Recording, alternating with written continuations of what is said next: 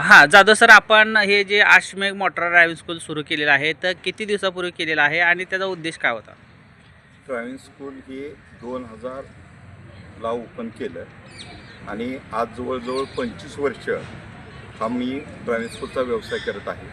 याच्या अगोदर मी नोकरीला होतो, परंतु नोकरी सोडून ही ड्रायव्हिंग स्कूलचा व्यवसाय पत्करला. एक समाजाचा आपण देणं आहे आणि बेकारांना काम मिळावं, आपण जो व्यवसाय करतो त्या माध्यमातून लोकांच्या हाताला रोजगार मिळावा आणि त्याची चूल पेटावी, त्यासाठी हा ड्रायव्हिंग स्कूलचा व्यवसाय निवडलेला आहे. ड्रायव्हिंग स्कूलला एकदा फी भरली की बेकारी कमी करता यावी, आपण पूर्णतः नाही पण अंशतः तर बेकारी कमी करता यावी आणि तरुणांच्या आणि मुलींच्या हाताला काम मिळावं. माझ्याकडे शिकलेली मुलगी ही आज एक त्याची पोच आहे की ती मुलगी रिक्षा चालवती. मुजावर म्हणून दिलशाद मुजावर आहे. ती मुलगी आज मोहोळ सोलापूर रिक्षा म्हणजे वाहक म्हणून ते काम करते. ती माझ्याकडे ड्रायव्हिंग स्कूलला होती. आपल्याकडून ट्रेनिंग घेतलेल्या विद्यार्थ्यांची 25 वर्षामध्ये अंदाजे संख्या काय असेल? अंदाजे संख्या एक 4-4.5 हजार आजपर्यंत झालेली आहे.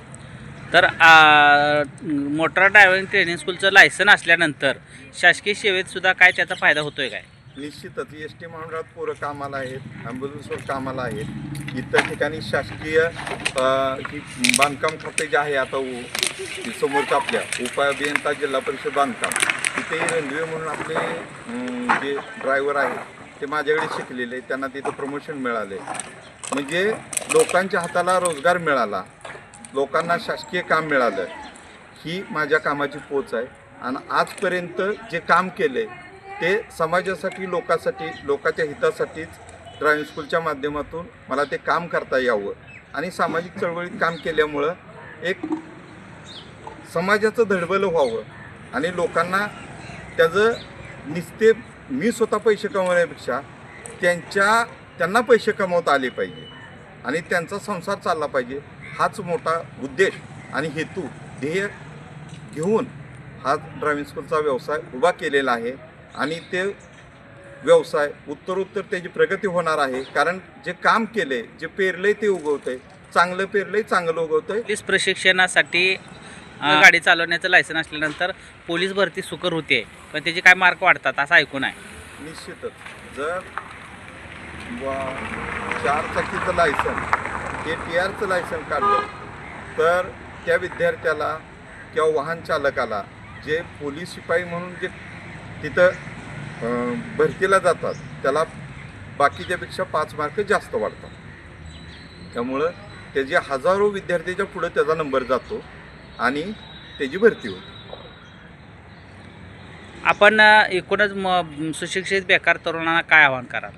सुशिक्षित बेकार तरुणांना असं आवाहन करेन की ड्रायव्हिंग स्कूलमध्ये जर तुम्ही ॲडमिशन घेतलं तर तुम्ही जर शासकीय नोकरीत लागला तर तिथेही तुमचा फायदा होतो आहे.